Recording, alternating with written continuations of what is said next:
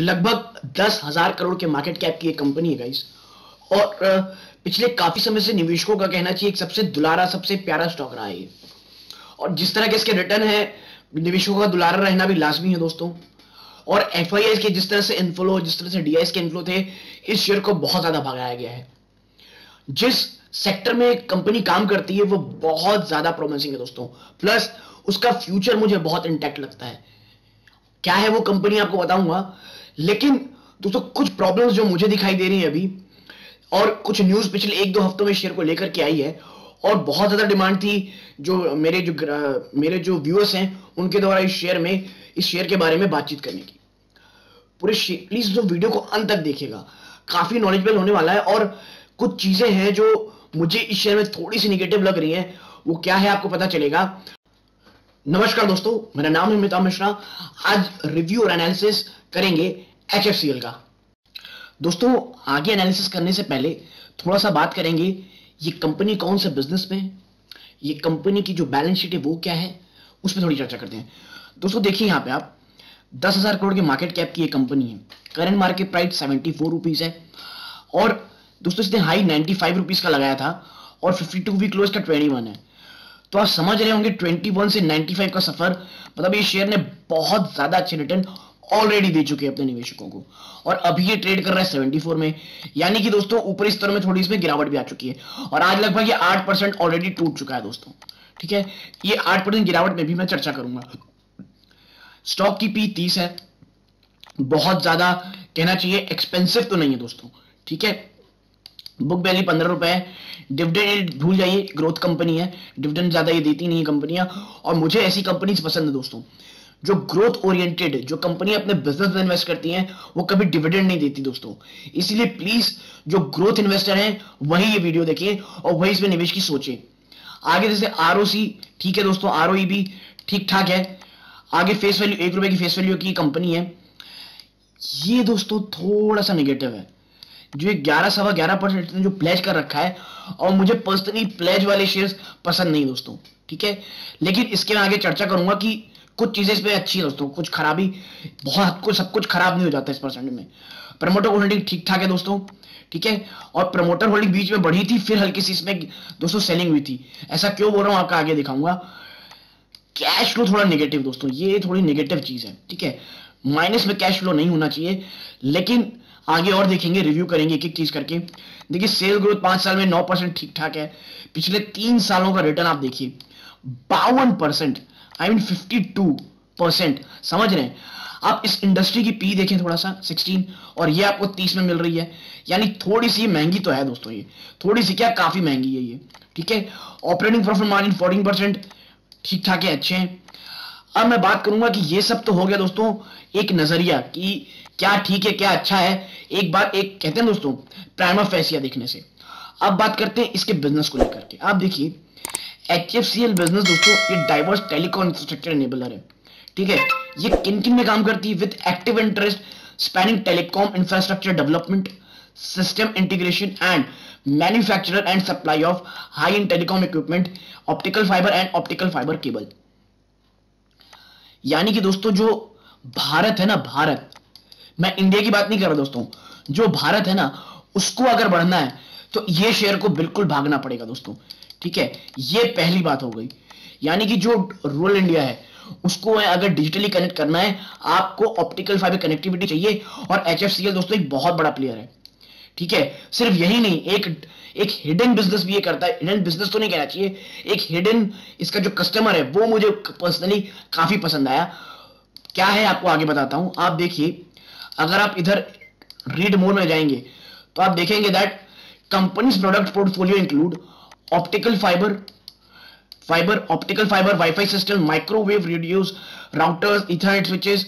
दोस्तों बेसिकली मैं आपको समझाता हूं, आपको पता है ये किसमें बिजनेस करती है। आपने जो कहते हैं दोस्तों ऑप्टिकल फाइबर हो गया, ठीक है, ऑप्टिकल फाइबर मोटा मोटी, और दूसरा जो है जो सेकंड का मेजर है वो है दोस्तों टेलीकॉम इंफ्रास्ट्रक्चर। ठीक है, टेलीकॉम इंफ्रास्ट्रक्चर में ये कंपनी बहुत ज्यादा काम करती है। यानी कि जो टेलीकॉम रेवोल्यूशन है आने वाला, वो चाहे 5G हो, कई लोग अब 6G की बातें कर रहे हैं, तो वो सब अगर होता है दोस्तों, वो कब होगा नहीं पता, ये सिर्फ और सिर्फ स्पेकुलेशन है दोस्तों, लेकिन जब भी वो होगा बहुत ही ज्यादा बेनिफिशियरी HFCL होगा दोस्तों। सेक्टर की सर्व करें तो with its wide array of product and service the company serve telecom. दोस्तों ये जो वर्ड है ना डिफेंस, इसको थोड़ा याद रखिएगा। Telecom, defence, railways, utility and security and surveillance network. और दोस्तों इसकी बात बहुत कोई नहीं करता है, जो ये सिक्योरिटी एंड सर्वेलेंस है ना दोस्तों, इसकी बात आप बहुत कम लोग सोचते होंगे कि इसमें लोग बात करते हैं। मुझे इसमें बहुत ज्यादा पोटेंशियल दिखता है दोस्तों, सिक्योरिटी और सर्वेलेंस में। जैसे जैसे आबादी हमारे देश की बढ़ रही है, हमारे यहाँ दोस्तों जो सिक्योरिटी थ्रेट आ रहे हैं, भले ही वो दोनों तरफ से हो दोस्तों, हमारे दोनों बॉर्डर की तरफ से हो, दोनों पड़ोसियों की तरफ से हो, और प्लस जिस तरह से दोस्तों कहना चाहिए साइबर फ्रॉड बढ़ रहे हैं, आप देखिए जो सिक्योरिटी और सर्वेलेंस है, इनके नेटवर्क के ऊपर बहुत ज्यादा ध्यान देगी दोस्तों। और आप देखिए growth in private and government sector. ठीक है, ये तो हो गई इसके सेक्टर्स की बात। अब बात करें थोड़ी रेवेन्यू ब्रेकअप की, तो आप देखिए कि presently Turkey contracts and service account for 78% revenue and sale of telecom product account of 22%। ठीक है, जो कॉन्ट्रैक्ट और सर्विसेज दोस्तों वो 78% के रेवेन्यू पार्टिसिपेट करते हैं और टेलीकॉम प्रोडक्ट्स का अकाउंट इनका 22% की। ठीक है, तो देखिए अब मैं आपको थोड़ा सा समझाता हूं इसमें क्या है, लेकिन उससे पहले थोड़ा क्लाइंट भी इनके देख लेते हैं। देखिए the companies client base include, आप थोड़ा ध्यान से देखिए, Jio, Tata, Airtel, Vodafone, Nokia, LNT, Orange, BSNL, BBNL, TCIL, BPCL। यानी आप थोड़ा देख रहे हैं, मतलब इंडिया की दोस्तों जो टॉप कंपनीज है, टॉप 10 अगर कंपनीज निकालेंगे उनमें आपको दिखेगा कि इसके सभी के सभी लगभग सभी इसके दोस्तों क्लाइंट है। इवन सऊदी रेलवेज भी दोस्तों इसके क्लाइंट है।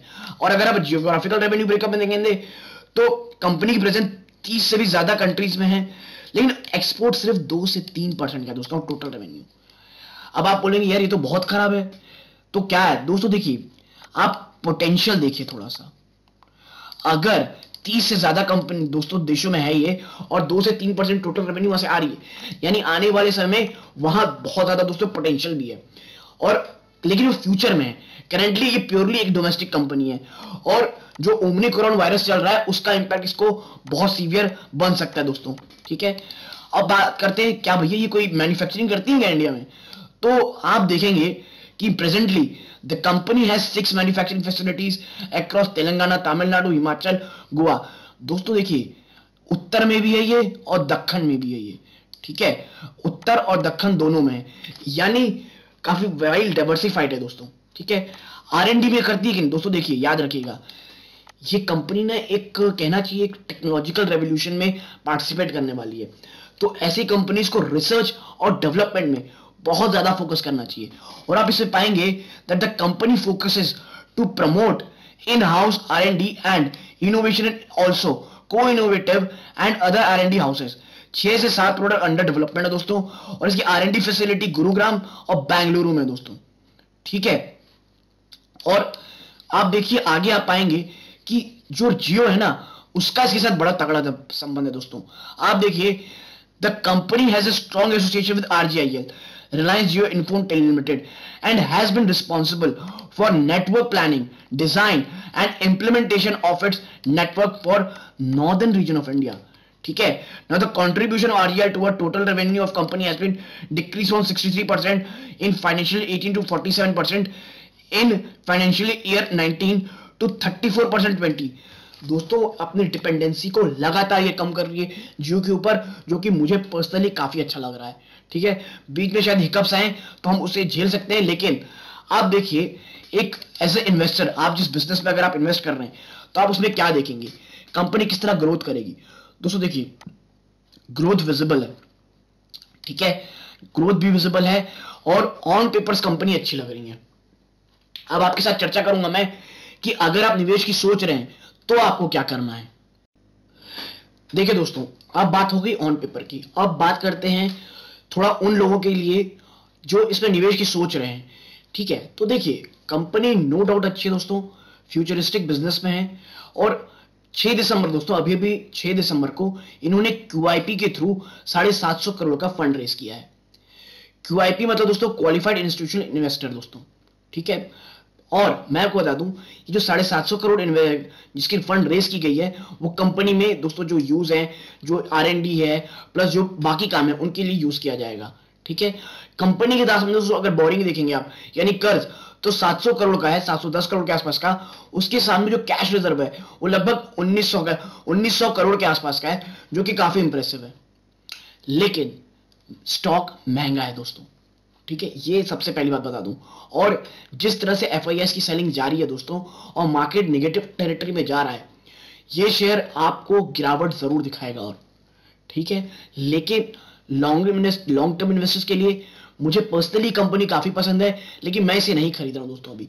क्योंकि मैं कहा ना, दो चीज, पहला बहुत महंगा स्टॉक है अभी भी मुझे लगता है, दूसरा जो मार्केट दोस्तों उसमें अभी एक से एक कंपनीज है काफी सस्ती दरों पे है। ठीक है, लेकिन अगर आप एक रिस्क टेकर, मैं फिर कहूंगा रिस्क टेकर हैं, तो करंट मार्केट प्राइस में ले सकते हैं, वरना 50 रुपए के आसपास में इसका इंतजार करूंगा। अगर नहीं आएगा तो दोस्तों मैं इसे नहीं खरीदूंगा, क्योंकि मार्केट में बहुत अच्छे स्टॉक है। ठीक है, और भी बहुत अच्छे अच्छे स्टॉक है, लेकिन for a long term investor अगर आप इसमें हैं, प्लीज बने रहें इसमें। इसको बिल्कुल लॉस में बेचने की जरूरत नहीं है दोस्तों। 50 रुपए के आसपास आए तो इसे आप एवरेज की सोच सकते हैं। मेरी कुछ भी पर्सनल होल्डिंग इसमें नहीं दोस्तों, इसलिए जो सलाह दे रहा हूं अनबायस तरीके से दे रहा हूं। और ये जो शेयर है, ये दोस्तों जिस सेक्टर में है, जिस कहना चाहिए आने वाले जिस टेक्नोलॉजी में काम कर रहा है, वो दोस्तों उसमें बहुत ज्यादा मार्केट है, उसमें बहुत ज्यादा मैं कहूंगा पोटेंशियल है, और HFCL जैसी कंपनीज की जरूरत है हमारे भारत को। इसीलिए अगर आप एक लॉन्ग टर्म इन्वेस्टर हैं, पेशेंस इन्वेस्टर हैं, तो करंट मार्केट प्राइस में खरीद सकते हैं दोस्तों। अगर कल शायद मार्केट जब खुले तो आपको एक हल्का सा बाउंस बैक मिल सकता है दोस्तों, लेकिन वो डेड कैट बाउंस होगा, क्योंकि आज 8% ज्यादा शेयर गिरा है। ठीक है दोस्तों, मैं फिर कहूंगा, जो मैं आपसे चर्चा किया हूं ये प्योरली एजुकेशनल पर्पस के लिए दोस्तों, इसे सिर्फ और सिर्फ एक रिसर्च के तौर पे लें। लेकिन खुद भी पोजीशन बनाने से पहले खुद भी थोड़े अपने वित्तीय सलाह लें, या खुद भी थोड़ी रिसर्च करें दोस्तों। क्योंकि मैं कहता हूं हमेशा खरीदारी से पहले रिसर्च करते दोस्तों, खरीदारी के बाद नहीं। एक बार शेयर खरीद लिया, उसके बाद कितनों से रिसर्च कर ले, कोई मतलब नहीं होता है। इसीलिए थोड़ा सा मैं कहूंगा, अगर नया निवेश करना है थोड़ा रुक के कीजिए। मार्केट में अभी दोस्तों बहुत ज्यादा खतरा है, और FIs लगातार माल सेल कर रहे हैं, और आज की गिरावट थोड़ी सी ज्यादा भी हुई है दोस्तों। इसीलिए थोड़ा कॉशियस होकर रहें। गिरावट होती है, बिल्कुल मैं कहूंगा इसमें निवेश की जा सकती है। बहुत जबरदस्त कंपनी है, मैनेजमेंट भी अच्छी है, और मुझे पर्सनली लगता है अगर गिरावट होती है और हम खरीदेंगे तो आने वाले 2-3 सालों में आपको एक अच्छा मूव दे सकती है। अगर आपको ये चर्चा पसंद आई हो, प्लीज वीडियो को लाइक कीजिए। चैनल पहली बार है, चैनल को सब्सक्राइब जरूर कीजिएगा। और दोस्तों यहां तक जुड़े रहने के लिए मेरे धन्यवाद। जय हिंद।